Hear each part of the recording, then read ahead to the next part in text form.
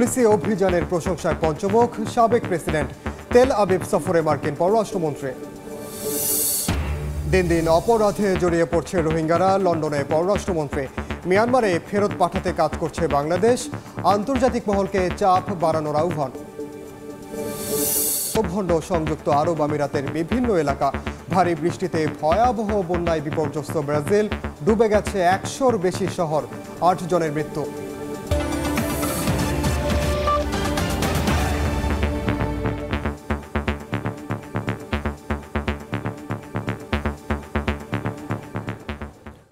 আন্তর্জাতিক সময়ের সঙ্গে আছি আমি ওমর ইনান। গাজার পক্ষে যুক্তরাষ্ট্রের বিভিন্ন বিশ্ববিদ্যালয়ে বিক্ষোভকারী শিক্ষার্থীদের মৌলবাদী আখ্যা দিয়েছেন সাবেক মার্কিন প্রেসিডেন্ট ডোনাল্ড ট্রাম্প। এমনকি আন্দোলনকারীরা হামাসের প্রতি সহানুভূতিশীল বলে মন্তব্য করেছেন তিনি। বিক্ষোভকারীদের দমনে পুলিশি অভিযানের প্রশংসায় পঞ্চমুখ এই রিপাবলিকান নেতা, যদিও এই ইস্যুটি নিয়ে এখনও কোনো মন্তব্য করেননি প্রেসিডেন্ট জো বাইডেন। ধারণা করা হচ্ছে নির্বাচনে প্রভাব পড়তে পারে এই শঙ্কা থেকেই নিশ্চুপ রয়েছেন তিনি। শিক্ষার্থীদের আন্দোলনে পুলিশি অভিযানের পক্ষে সাফাই গাইলেন সাবেক প্রেসিডেন্ট ডোনাল্ড ট্রাম্প। এক নির্বাচনী প্রচারণে অংশ নিয়ে ট্রাম্প বলেন, আন্দোলনকারীদের বিরুদ্ধে পুলিশ যে পদক্ষেপ নিচ্ছে তা বেশ উপভোগ করেন তিনি। Police came in and in exactly 2 hours everything was over. It was a beautiful thing to watch. Mr. President, I say remove the encampments immediately, vanquish the radicals, and take back our campuses for all of the normal students who want a safe place from which to learn. দেশে বড় ধরনের আন্দোলন হলেও president Biden নিশ্চুপ থাকায় সমালোচনা করেছেন Trump. It's a shame and Biden should speak out. বিশ্লেষকরা বলছেন, নির্বাচন সামনে রেখে মার্কিনীদের মন জয় করতে চাচ্ছেন ট্রাম্প। একই সঙ্গে ইসরায়েলের প্রতি তার সমর্থনের বিষয়টিও জানানোর চেষ্টা করছেন তিনি। অন্যদিকে নির্বাচনে নেতিবাচক প্রভাব পড়তে পারে এই শঙ্কা থেকেই বাইডেন নিশ্চুপ আছেন বলেও মত তাদের। রাহানুল রানা, সময় সংবাদ। এদিকে এবার ইসরায়েলকে রক্ষায় আন্তর্জাতিক আদালতকে হুঁশিয়ারি দিল যুক্তরাষ্ট্র। ইসরায়েলি সরকার প্রধানের বিরুদ্ধে গ্রেফতারি পরোয়ানা জারি করা হলে আন্তর্জাতিক অপরাধ আদালতের অনেক বড় ভুল হবে বলে সতর্ক করেছে দেশটি। এর মধ্যে গাজায় যুদ্ধ বন্ধে চাপ প্রয়োগে ইসরায়েল সফরে মার্কিন পররাষ্ট্রমন্ত্রী অ্যান্টনি ব্লিংকেন। এর মধ্যে ইসরায়েলি সেনাবাহিনীর অবস্থান লক্ষ্য করে হামলার দাবি করেছে হিজবুল্লাহ। যুদ্ধবন্ধের চুক্তি নিয়ে চাপ প্রয়োগ করতে নাটকীয়ভাবে তেল আবিব সফর করলেন মার্কিন পররাষ্ট্রমন্ত্রী অ্যান্টনি ব্লিংকেন। কোনো বিলম্ব কিংবা অজুহাত ছাড়াই হামাসের সঙ্গে একটি চুক্তিতে পৌঁছানো উচিত বলে জানান তিনি। গাজায় চলমান আগ্রাসনের দায়ে ইসরায়েলি সরকার প্রধানের বিরুদ্ধে গ্রেপ্তারি পরোয়ানা জারি করা হলে আন্তর্জাতিক অপরাধ আদালতের অনেক বড় ভুল হবে বলে হুঁশিয়ারি দিয়েছে যুক্তরাষ্ট্র। নাম প্রকাশে অনিচ্ছুক এক মার্কিন কর্মকর্তার বরাতে এমনটাই জানায় মার্কিন সংবাদ মাধ্যম এক্সিওস। ইউক্রেন যুদ্ধের খবর। ইউক্রেনের ওডেসায় আবারও ক্ষেপণাস্ত্র হামলা চালিয়েছে রাশিয়া। এতে অন্তত 14 জন আহত হয়েছেন। ক্ষেপণাস্ত্রের আঘাতে বন্দর নগরীর ব্যাপক ক্ষয়ক্ষতি হয়েছে। ওডেসা ছাড়াও দোনেস্ক ও খার্কিভে ব্যাপক হামলা চালিয়েছে রুশ সেনারা। এদিকে পুতিন বাহিনীর বিরুদ্ধে ইউক্রেন যুদ্ধে রাসায়নিক অস্ত্র ব্যবহারের অভিযোগ করেছে যুক্তরাষ্ট্র। অন্যদিকে রাশিয়াকে অস্ত্র সরবরাহের অভিযোগে কয়েকটি দেশের 300 ব্যক্তি ও প্রতিষ্ঠানের ওপর নিষেধাজ্ঞা দিয়েছে মার্কিন প্রশাসন। পররাষ্ট্র দপ্তর বুধবার এক বিবৃতিতে জানায়, রুশ সেনারা যুদ্ধক্ষেত্রে সুবিধাজনক অবস্থানে যেতে এ ধরনের অস্ত্র ব্যবহার করেছে, যা কেমিক্যাল ওয়েপন্স কনভেনশনের নীতিমালার পরিপন্থী। এর আগেও রাশিয়ার বিরুদ্ধে রাসায়নিক অস্ত্র ব্যবহারের অভিযোগ উঠেছিল, তবে বরাবরই তা প্রত্যাখ্যান করেছে পুতিন প্রশাসন। অন্যদিকে রাশিয়াকে অস্ত্র সরবরাহের অভিযোগে কয়েকটি দেশের 300 ব্যক্তি ও প্রতিষ্ঠানের ওপর নিষেধাজ্ঞা দিয়েছে মার্কিন প্রশাসন। এর মধ্যে আছে চীন, তুরস্ক, বেলজিয়াম, সংযুক্ত আরব আমিরাতের কয়েকটি প্রতিষ্ঠান। এসব ব্যক্তি ও প্রতিষ্ঠানের বিরুদ্ধে রুশ অস্ত্রশিল্পে প্রয়োজনীয় উপাদান ও সরঞ্জাম সরবরাহের অভিযোগ আনা হয়েছে। ফারহাদ চৌধুরী, সময় সংবাদ। দিন দিন অপরাধ কর্মকাণ্ডে জড়িয়ে পড়ছে রোহিঙ্গারা, আর তাই আন্তর্জাতিক মহলের চাপের মাধ্যমে নাগরিকত্ব ফিরিয়ে দিয়ে তাদের ফেরত পাঠানোর লক্ষ্যে কাজ করছে বাংলাদেশ। বুধবার সন্ধ্যায় যুক্তরাজ্যে একটি অনুষ্ঠানে এমনটি জানিয়েছেন পররাষ্ট্রমন্ত্রী ডক্টর হাসান মাহমুদ। এছাড়াও যুক্তরাজ্যের সঙ্গে বাংলাদেশের দীর্ঘদিনের সম্পর্ক ভবিষ্যতে আরও দৃঢ় হবে বলেও মন্তব্য করেন তিনি। লন্ডন থেকে শোয়েব কবিরের রিপোর্টে বিস্তারিত। উন্নয়ন অগ্রযাত্রায় বাংলাদেশ স্বাধীনতার 54 বছর এই মাহেন্দ্র খন উদযাপন করেছে লন্ডনস্থ বাংলাদেশ হাইকমিশন। বুধবার স্থানীয় সময় বিকালে দেশটির একটি কনভেনশন হলে অনুষ্ঠানের আয়োজন করা হয়। এর মধ্য দিয়ে বিভিন্ন দেশের সঙ্গে বাংলাদেশের সেতু বন্ধন আরো দৃঢ় হবে বলে মন্তব্য করেন যুক্তরাজ্যে নিযুক্ত বাংলাদেশ হাইকমিশনার সাইদা মুনা তাসনিম। কূটনৈতিক সব রাষ্ট্রদূত এসেছেন, আপনারা দেখেছেন অনেক দেশের রাষ্ট্রদূত এসেছিলেন, প্রায় আমার ধারণা যে 40 বা 45 দেশের রাষ্ট্রদূত এখন পর্যন্ত আছেন। তো আমাদের এটা খুবই একটি সাকসেসফুল ন্যাশনাল ডে হয়েছে। তবে সবচেয়ে বেশি আমি কৃতজ্ঞতা জানি আমাদের ব্রিটিশ বাংলাদেশি ভাই বোনদের। যুক্তরাজ্যের সঙ্গে বাংলাদেশের বন্ধুত্বপূর্ণ সম্পর্ক দীর্ঘদিনের, ভবিষ্যতে এই সম্পর্ক আরো সুদৃঢ় হবে বলে জানান পররাষ্ট্রমন্ত্রী ডক্টর হাসান মাহমুদ।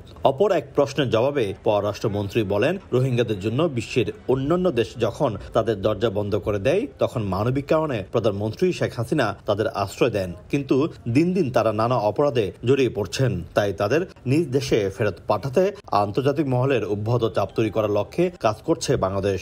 রোহিঙ্গা ক্যাম্পগুলো যে ফ্যানাটিজম এবং টেরোরিজমের একটা ব্রিডিং স্পেস হিসেবে দাঁড়িয়েছে, নানাবিধ সমস্যার সম্মুখীন আমরা হচ্ছি। আমরা আশা করছি যে আমরা তাদেরকে আন্তর্জাতিক সম্প্রদায়ের সহযোগিতায়, আন্তর্জাতিক সম্প্রদায়ের অব্যাহত চাপের মাধ্যমে তাদেরকে ফিরিয়ে দিতে আমরা পারব। এদিকে স্বাধীনতার 54 বছর পরও বাংলাদেশের সঙ্গে যুক্তরাজ্যের যে সম্পর্ক সেটি প্রশংসনীয় বলে জানিয়েছেন ব্রিটিশ এমপিরা। Bonds of friendship, and tonight was an opportunity to come together and celebrate that. Two countries who respect each other, who support each other. অনুষ্ঠানে প্রবাসী কল্যাণ ও বৈদেশিক কর্মসংস্থান মন্ত্রণালয়ের প্রতিমন্ত্রী শফিকুর রহমান চৌধুরী, পররাষ্ট্র বিষয়ক সংসদীয় স্থায়ী কমিটির সভাপতি ডক্টর AK আব্দুল মোমেন সহ বিভিন্ন দেশের হাই কমিশনার অংশ নেন। শোয়েব কবির, সময় সংবাদ, লন্ডন। আবারও বৈরী আবহাওয়ার কবলে সংযুক্ত আরব আমিরাত। বুধবার স্থানীয় সময় রাত 3টা থেকে প্রচণ্ড ঝোড়ো হওয়ার সঙ্গে শুরু হয় বৃষ্টি। পাশাপাশি ধূলিঝড় লণ্ডভণ্ড করেছে দেশটির বিভিন্ন অঞ্চল। যানবাহন শূন্য হয়ে পড়ে মহাসড়কগুলো। শিবলিয়ার সাদিকের রিপোর্ট। বন্যার ক্ষয়ক্ষতি কাটিয়ে উঠতে না উঠতে আবারও বৈরী আবহাওয়ার শিকার সংযুক্ত আরব আমিরাত। বুধবার রাত 3টা থেকে প্রচণ্ড ঝড়ো হওয়া ও বৃষ্টি শুরু হয়েছে দেশটিতে।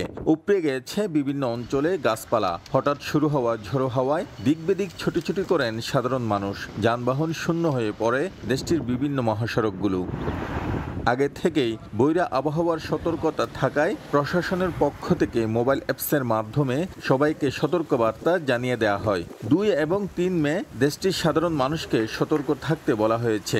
শিক্ষা প্রতিষ্ঠানে অনলাইন ক্লাস নেয়ার নির্দেশনা দেয়া হয়েছে। আবুধাবি ও আলাইনে সবচেয়ে বেশি বৃষ্টিপাত হয় বলে জানা গেছে। গতবারের মতন টানা বৃষ্টি হলে বিভিন্ন শহর ও নিম্নাঞ্চল প্লাবিত হওয়ার আশঙ্কা রয়েছে। তবে এবার দেশটির সরকার পর্যাপ্ত প্রস্তুতি নিয়েছে বলে জানা গেছে। শিবলাল সাদিক, সময় সংবাদ, সংযুক্ত আরব আমিরাত। ভারী বৃষ্টিতে ভয়াবহ বন্যার কবলে লাতিন আমেরিকার দেশ ব্রাজিল। ডুবে গেছে রাস্তাঘাট ও বাড়িঘর। পানিবন্দী হয়ে পড়েছেন বহু মানুষ। ভয়াবহ এই বন্যায় এখন পর্যন্ত 8 জনের প্রাণহানির খবর পাওয়া গেছে। নিখোঁজ রয়েছেন অন্তত 21 জন। এদিকে আফ্রিকার দেশ কেনিয়ায় বন্যা পরিস্থিতির আরও অবনতি হয়েছে। মৃতের সংখ্যা বেড়ে 181 জনে দাঁড়িয়েছে। প্রতিবেশী তানজানিয়া এবং বুরুন্ডিতেও বন্যায় বাড়ছে প্রাণহানি। ভারী বৃষ্টির কারণে ভয়াবহ বন্যায় ভেঙে গেছে রাস্তাঘাট। চারদিকে থই থই করছে পানি। নৌকায় করে উদ্ধার করা হচ্ছে বাসিন্দাদের। চলতি সপ্তাহে এমন দৃশ্যই দেখা গেছে ব্রাজিলের রিও গ্রান্দে দো সুল প্রদেশে। এছাড়া বন্যার পানিতে তলিয়ে গেছে আরও 100টি শহর। স্থানীয় সময় বুধবার দেশটির কর্তৃপক্ষ জানায় এখন পর্যন্ত বিভিন্ন অঞ্চল থেকে প্রায় 1,500 মানুষকে নিরাপদে সরিয়ে নেওয়া হয়েছে। আমাদের সাহায্য দরকার। সব থেকে ভালো হয় আমরা যদি একে অপরের সাহায্যে এগিয়ে আসি। প্রথমেই ভ্রমণে না যাওয়ার নির্দেশনা দেয়া আছে, কারণ আমরা যেসব জায়গায় সতর্কতা জারি করেছি সেসব স্থানে যে কোনো মুহূর্তেই পানি বিপদসীমা অতিক্রম করতে পারে। এছাড়া যে কোনো সময় রাস্তাঘাট বন্ধ হয়ে যেতে পারে। কর্তৃপক্ষ আরও জানায় ব্রাজিলের নদীগুলোর পানি বিপদসীমার উপর দিয়ে প্রবাহিত হচ্ছে। এতে 100টিরও বেশি শহর তলিয়ে গেছে। এর আগে মঙ্গলবার আবহাওয়া দপ্তর জানায় আগামী দিনে বন্যা পরিস্থিতির আরও অবনতি হতে পারে। এদিকে ভয়াবহ বন্যায় বিপর্যস্ত পূর্ব আফ্রিকার দেশ কেনিয়া। অব্যাহত বন্যায় বাড়ছে প্রাণহানি। আন্তর্জাতিক সাহায্য সংস্থা রেড ক্রস জানায়, বন্যার পানি বাড়তে থাকায় বহু মানুষ ঘরবাড়ি ছাড়তে বাধ্য হচ্ছে। পানিবন্দী রয়েছেন বহু মানুষ। দেখা দিয়েছে খাবার সংকট। টানা বৃষ্টি ও বন্যায় বিভিন্ন অঞ্চলের ক্ষতিগ্রস্ত হয়েছে বহু ঘরবাড়ি ও স্থাপনা। কেনিয়ার পাশাপাশি প্রতিবেশী তানজানিয়া এবং বুরুন্ডিতেও বন্যার পরিস্থিতির অবনতি হয়েছে। বাড়ছে প্রাণহানির সংখ্যা, দেখা দিয়েছে খাবার ও বিশুদ্ধ পানির তীব্র সংকট। নাদিম মারজান, সময় সংবাদ। দেখছেন আন্তর্জাতিক সময়। প্রচণ্ড গরমে ক্ষুদে শিক্ষার্থীদের স্কুলে আনতে অভিনব উপায় বের করলেন ভারতের উত্তরপ্রদেশের একটি প্রাথমিক বিদ্যালয়ের শিক্ষকরা। শ্রেণীকক্ষে পানি ঢেলে আটকে দেন তারা। ছোট শিক্ষার্থীরাও শ্রেণীকক্ষে এমনভাবে পানি পেয়ে আনন্দে মেতে ওঠে। পানিতে থই থই করছে শ্রেণীকক্ষ, সে পানিতে হৈহুল্লোড় করছে শিশুরা। তীব্র দাবদাহে যখন অতিষ্ঠ জনজীবন, তখন শ্রেণীকক্ষে আটকানো পানিতে এভাবে আনন্দে মেতে ওঠে শিক্ষার্থীরা। স্থানীয় সময় বুধবার এমনটাই দেখা গেছে ভারতের উত্তরপ্রদেশের একটি প্রাথমিক বিদ্যালয়ের শ্রেণীকক্ষে। জানা গেছে, বিদ্যালয়ের শিক্ষকরাই শিক্ষার্থীদের স্কুলে আনতে এমন অভিনব কৌশল অবলম্বন করেন। শিক্ষকরা জানান, তাপমাত্রা ভয়াবহভাবে বাড়তে থাকায় বিদ্যালয় শিক্ষার্থীদের অনুপস্থিতি তাদেরকে চিন্তায় ফেলে দেয়। তখন তাদের মাথায় এমন অভিনব বুদ্ধি আসে। এরপরেই বিদ্যালয়ের একটি কক্ষের চেয়ার টেবিল ব্ল্যাকবোর্ড সরিয়ে সেটিকে সুইমিং পুল বানান তারা। हमने स्विमिंग पूल में नहाया, हमें बहुत अच्छा लगा था और हमने उसमें खूब एंजॉय भी किया। सभी बच्चों के साथ नहाया, पानी एक दूसरे के ऊपर उछाला, खूब हमने एंजॉय किया उसमें। हम लोगों ने क्या किया कि कुछ एक ऐसा इनोवेटिव आइडियाज करते हैं जिससे बच्चे अट्रैक्ट होकर स्कूल में खुद आ जाए। तो हम लोगों ने किया कि गर्मी पड़ रही है, काफी जो है टेम्परेचर हाई हो रहा था, तो हम लोगों ने क्लास 4th में ही स्विमिंग पूल बनाया। এমন কৌশল বেছে নেয়ার পর বিদ্যালয়ে উপস্থিতি বেড়েছে বহুগুণে। এ কারণে শিক্ষকরা স্কুল কর্তৃপক্ষকে শিক্ষার্থীদের জন্য একটি স্থায়ী সুইমিং পুল বানিয়ে দেওয়ার জন্য আর্জি জানিয়েছেন। এরই মধ্যে তীব্র গরমের কারণে ভারতের অন্ধ্র, বিহার, পশ্চিমবঙ্গ এবং ওড়িশায় রেড অ্যালার্ট জারি করেছে আবহাওয়া বিভাগ। আগামী 2-3 দিন এই রাজ্যগুলোতে তাপমাত্রা আরও বাড়ার পূর্বাভাস দেওয়া হয়েছে। নাদিম মারজান, সময় সংবাদ। আন্তর্জাতিক সময়ের শীর্ষ সংবাদ জানিয়ে দিচ্ছি আরেকবার। অভিযানের প্রশংসায় পঞ্চমুখ সাবেক প্রেসিডেন্ট, তেল আবিব সফরে মার্কিন পররাষ্ট্রমন্ত্রী। এবং দিন দিন অপরাধে জড়িয়ে পড়ছে রোহিঙ্গারা, লন্ডনে পররাষ্ট্রমন্ত্রী। মিয়ানমারে ফেরত পাঠাতে কাজ করছে বাংলাদেশ, আন্তর্জাতিক মহলকে চাপ বাড়ানোর আহ্বান।